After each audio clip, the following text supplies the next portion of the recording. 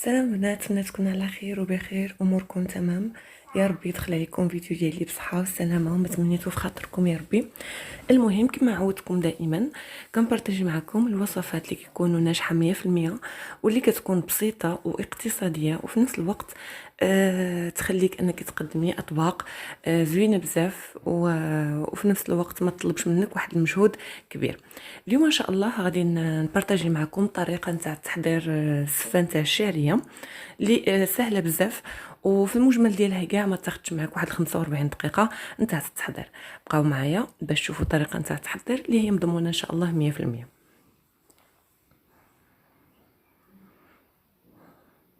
هنا البنات عندي واحد نص كيلو نتاع الشعريه الرقيقه نتاع السفه. كنا كنعرفوا الشعريه الرقيقه نتاع السفه راه كتباع عند المحلات، عند اي واحد، عند اي بقال. كتكون رقيقه بالنسبه للبنات اللي ما كيعرفوهاش، كتكون رقيقه بزاف. وهنا عندي 3 المعالق كبار نتاع زيت المائده.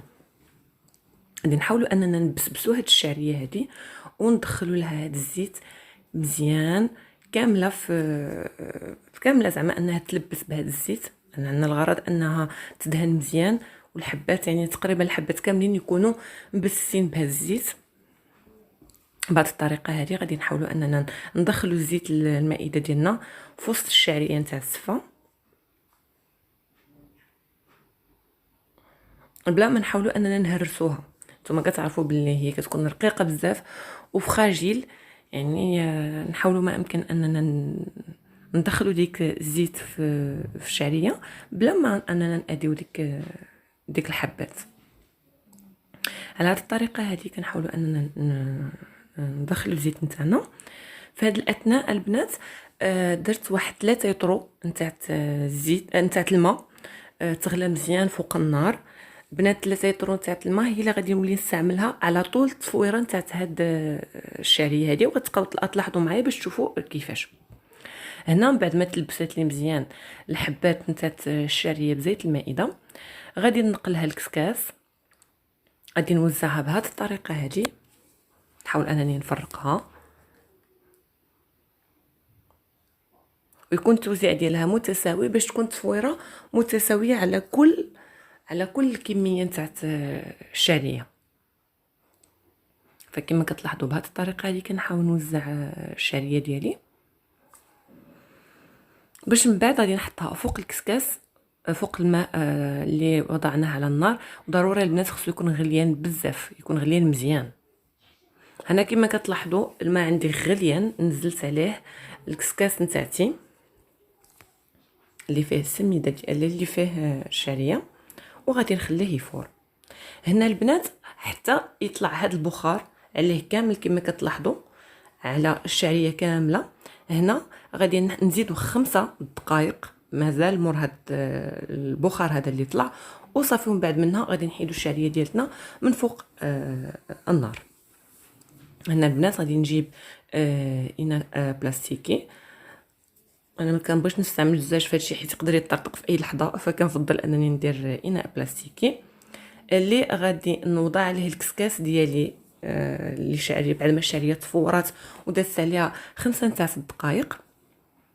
كي كتلاحظوا معايا راه مازال كتفور، مازال كيطلع من هذاك البخار.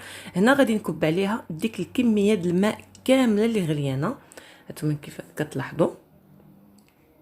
انا غادي نحاول نهز الكسكاس ديالي باش ننفسو مزيان، وغادي نكمل هذيك الكميه المتبقيه ديالتي اللي بقات لي في الطنجره ديالي، غنكملها على الشعريه ديالتي. ففي المجمل كبيت عليها 3 يطرو نتاع الماء الساخن جدا الغليان. البنات عندكم الشعريه رقيقه والكسكسو ضروري خاصك تحطهم على نار غليانه، ماشي على نار بارده وعاد تخليها تغلى، لا، تحطوا على نار غليانه باش ما كيتعجنش.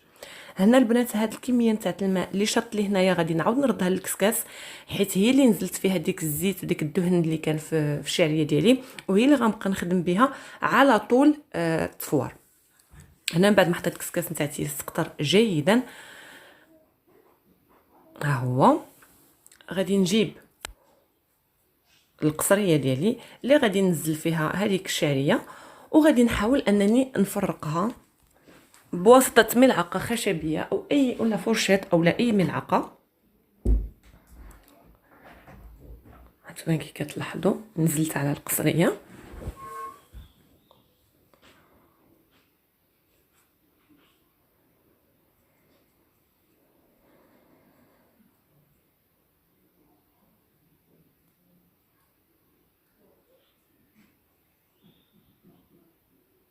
وهنا كنحاول انني نفرق هادوك الحبات نتاع الشعريه باش ما يتكتلوليش وما يتعجنوش. هانتوما البنات غادي نعطيوها شويه الوقت كما قلت لكم، تفويره كامله على بعضها ما كتاخذش معايا واحد ما بين 40 حتى ل 45 دقيقه، وكتكون النتيجه مضمونه 100% وناجحه. فالبنات اللي تبعت الطريقه والمقادير اللي نزلت فغادي تكون ناجحه لها باذن الله 100%. كي كتلاحظوا البنات كنحاول بالاستعانه بملعقه انني نفرق الشعريه ديالتي من اسفل الى الاعلى باش باش اللي لتحت يطلع حتى هو. كنقلبها مزيان، ما قدرتش انني نستعمل اليدين ديالتي لحقاش مازال سخونه بزاف. اون فوا غادي تبرد ولا نحس بها بلي برات شويه كما كتلاحظوا غنحاول نستعن باليد ديالي باش نفرق هادوك الحبات نتاع الشعريه مع بعضهم ما امكنني. انتم كيفاش كتلاحظوا كنحاول انني نفرق اي حاجه كتبان لي غتكتل ولا باغا تكتل، فهانتوما كي كتلاحظوا كنحاول انني نفرقها بهذه الطريقه هذه. راه مازال سخونه البنات،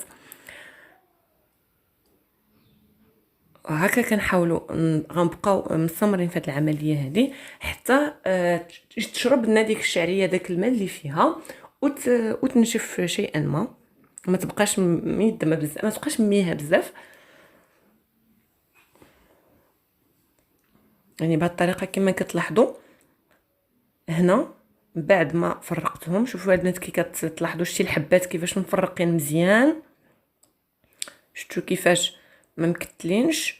هنا في هذه المرحله هذه من بعد ما كتشرب شي شويه داك الماء اللي فيها وكتبرد شي شويش غادي نعاودوا نردوها للكسكاس باش تفور التفويره الثانيه. هانتوما البنات التفويره الاولى كنا درنا لها بسبسناها بالزيت وحطيناها في الكسكاس ورديناها على النار مده حتى تطلع داك البخار عليها كامله وخليناها 5 دقائق. والتفويره الثانيه كتلاحظوا التوزيع تنوزعوها بهذه الطريقه هذه حتى هي عاوتاني غنحطوها فوق الكسكاس وغادي نخليو حتى يطلع ليها البخار كامله وغنزيدو موراها 5 دقائق ومن بعد نحيدوها من فوق النار. بهذه الطريقه البنات كنحاول انني نوزع الشعريه ديالتي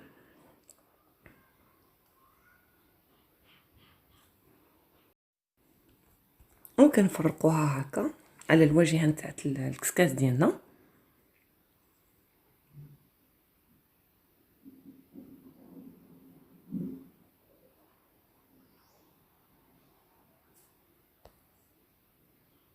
وهنا غنوضعوا الكسكاس نتاعنا على النار للمره الثانيه باش يتفور جيدا وحتى يطلع ليه هذاك البخار. كي كتلاحظوا معايا البخار طلع على كامل الشعريه ديالتي. فمن بعد من هاد المرحله هذه غادي نزيدو 5 تاع دقائق ونحيدو الكسكاس نتاعنا والشعريه ديالنا من فوق النار. هانتوما كي كتلاحظوا هنا كما درنا في العمليه الاولى غادي نهز الكسكاس ديالي غنكب عليه هذاك الماء اللي اغلت فيه كامله، غادي نحاول انني نوسع عليه هذاك الماء كي كتلاحظوا وغادي نهز باش تكون شويه ديال التهويه حيت ملي كيتعاد من الهواء كيبقى داك الماء من الفوق. هانتوما كي كتلاحظوا هكا كنسقطرها جيدا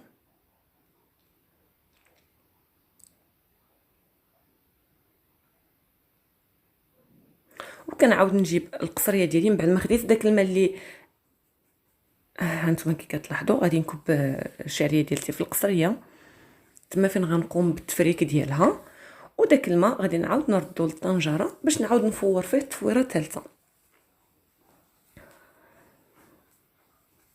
هنا غادي نحاول نفك الشعريه ديالتي. هانتوما كي كتلاحظوا البنات يعني ما مكتلاش غير هو وكان خص داك البخار اللي فيها يطلع. فداك الشيء باش كنحاولوا نحركوها من الاسفل للاعلى باش اللي لتحت يطلع الفوق وما يتعجنش بفعل داك البخار وداك الحراره. وهكا كنبقاو نديو فيها ونجيبو ونفركوها باستعانه بملعقه اولا فرشيطه هنا من بعد ما بردت شويه كنستعمل اليد ديالي. شوفوا البنات كي كتلاحظوا، شوفوا كي كتجي مفركه وصافي وبدات كتنضج. هنا غادي نقوموا بالتصويره الثالثه. هنا استعنت بزبيب، انا من عشاق الزبيب البنات. هنا درت كميه صغيره حيت ولادي ما كيبغيوش الزبيب. هاد الزبيب هذا غسلته مزيان، خليته يستنق في الماء ينقع واحد المده تاع 5 ساعات، واحد المده ديال ساعه. وهنا نزلته لتحت باش هو يتفور الاول، ونزلت عليه الشعريه ديالي. المهم البنات تقدروا تستعملوا الكميه اللي بغيتو، تقدروا تستغناو عليه، كل واحد على حسب الذوق ديالته. انا هنا كما قلت لكم انا كنحماق على زبيب، بالحق للاسف وليداتي ما كيبغيوش، فحاولت انني لا ضرر لا ضرار استعملت واحد الكميه بسيطه.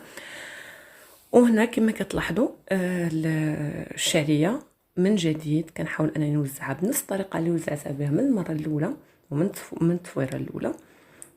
كيكون توزيع بهذا الشكل، كتجي مفرقه، وكنعاودوا نردوها على النار وغادي نخليوها تفور كي كتلاحظوا حتى كتطلع عليها تفويره. هنا البنات زدت واحد الرشه د الملح في هذه المرحله هذه، زدت واحد الرشه د الملح من الفوق. وهنا كي كتلاحظوها هو الملح مازال الفوق، هنا كنكبوا عليها هذيك الكميه نتاع الماء. المهم الملح البنات كيبقى اختياري على حسب الذوق نتاع كل وحده. هنا ملي كتكبي داك الماء كيتمازج داك الملح مع الشعريه، وهنا كيعطيها هذاك المذاق ديالها اللي كيكون على حسب الذوق ديال كل وحده.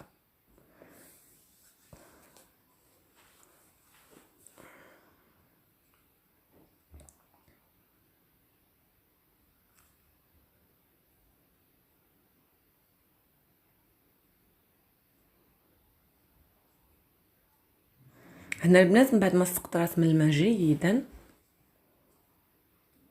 حيت هذه هي التصويره الاخرى ديالها، غادي نوضعها في القصريه وغادي نقوم بنفس العمليه اللي كنت كنقوم بها من الاول، يعني انني كنفرقها وكنحاول نهزها من التحت للفوق باش يخرج منها داك البخار، وحتى الحبات اللي لتحت ما يتعجنوليش بفعل الحراره. ونبدا نطلع ونهبط من التحت للفوق، كنقلب هذيك الشعريه ديالي اللي صافي نضجات. كي كتلاحظوا شفتوا المنظر ديالها البنات، شفتوا كيفاش كتجي مفركه مزيان بهذه الطريقه هذه. كنحاول انني نقلبها باستعانه بالفرشيطه حيت كما قلت لكم سخونه بزاف فما نقدرش نستعمل يدي، وفي نفس الوقت اذا خليتها حتى تبرد غادي تعجن وغادي تضيع لي. فهنا كنحاول نستعن بالاداه اللي غادي نقلبها من الفوق لتحت وغنحركها باش يطلع من هذاك البخار وتنشف. نستمر بهذه العمليه هذه حتى تخلص من كاع البخار اللي فيها. هنا من بعد ما بردت شويه البنات كنحاول انني نستعين بيدي. كي كتلاحظوا البنات كيفاش كتجي مفركه، راه واضحه التفريكه ديالها، واضحه مزيان.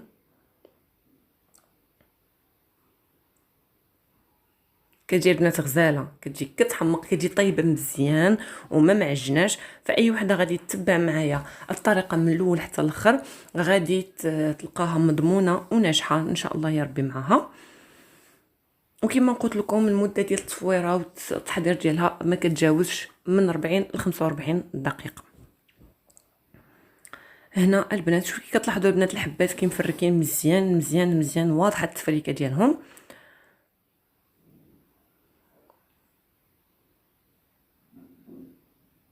هنا غادي نجيب واحد الملعقه ديجا راه متصورات، ملعقه كبيره نتاع الزبده للدهن. ممكن انكم تدهنوها بزيت نباتيه، ولكن البنات كتبقى الزبده عندها واحد اللذه ديالها خاصه فكتعطيها لذه.